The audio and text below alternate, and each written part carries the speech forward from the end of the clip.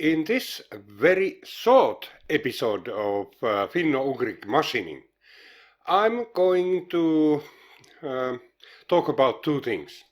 First of all, this is my normal Saturday activity, so there will be a catch from flea market, mainly metal cutting tools.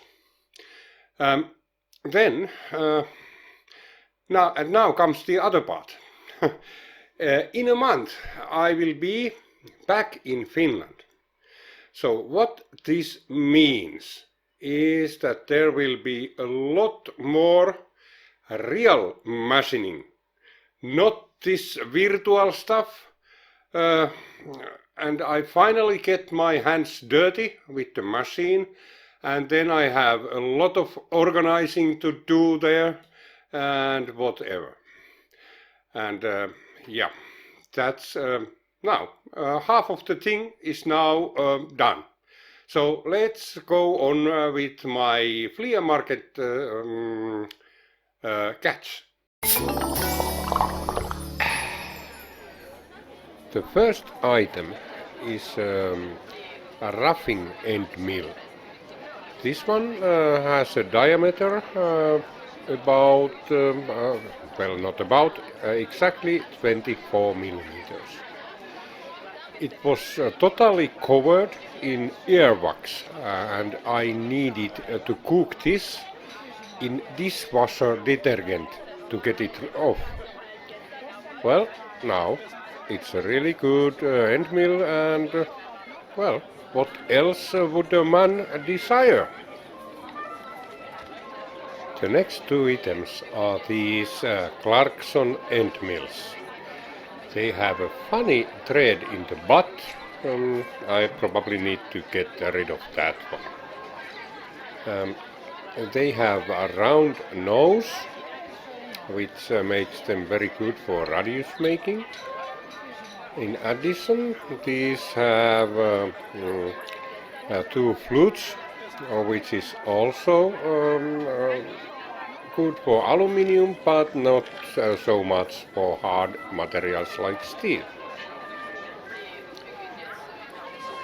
The bigger one is 20 millimeters, and the smaller one is 16 millimeters. The smaller one has a little bit longer shaft.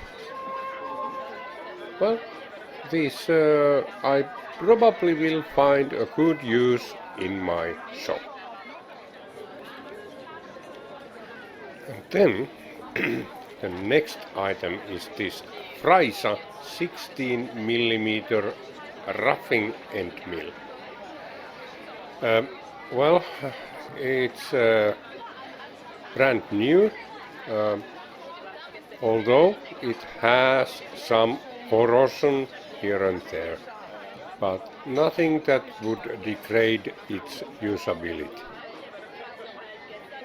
And then we have these two. These are ball nose, and they have a roughing edge. So ball nose roughing end mills. The other one is 16 millimeters, and the other one is 10 millimeters. The next item is again a Clarkson end mill, this time flat nose, two flute, and the funny thread in the butt, which I probably need to grind off. The next item is again an end mill, but this one has three flutes. The next item is, surprise, an end mill. And again this funny thread in the butt, which I probably need to grind off to make this usable. This one has four flutes, which makes it more usable for harder materials. And yet another end mill. Well, this time it's a little bit longer, and well, it's brand new end mill. Yeah. And now we have yet another end mill with a twist. This one is a roughing end mill, but I probably cannot use it because it has a Morse table. And this one needs something to hold in the taper, and I just don't have the equipment to do that. The next item is a German-made file. This one is quite fine, and it has a safe edge and a very good handle. And then we have a file directly from Holland. This is a Nicholson. The type is hand bastard. And this one also has a safe edge and a very good handle. This is another German file. It also has a safe edge and a good handle. All the files seem to have the same properties, so I suspect these files have been used by the same person. Last but not least, a small file with a safe edge and a quality handle. The last item is a compass for metalworking. There is no markings of the brand. The threads here are a little bit mangled. Well, it's easy to change them. Just push out the little pin from there and then trace the threads or probably make a new screw.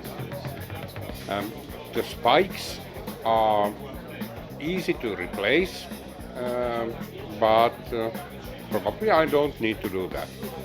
Just fix the threads and maybe some cleanup, and there I have quite a good compass.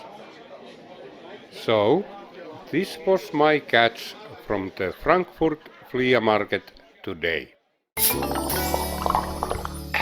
So, in short, this was it.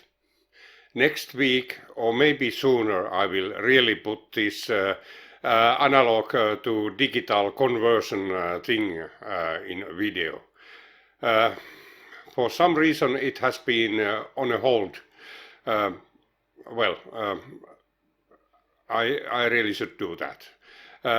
So probably I need to thank you for your patience. So, till the next time, see you!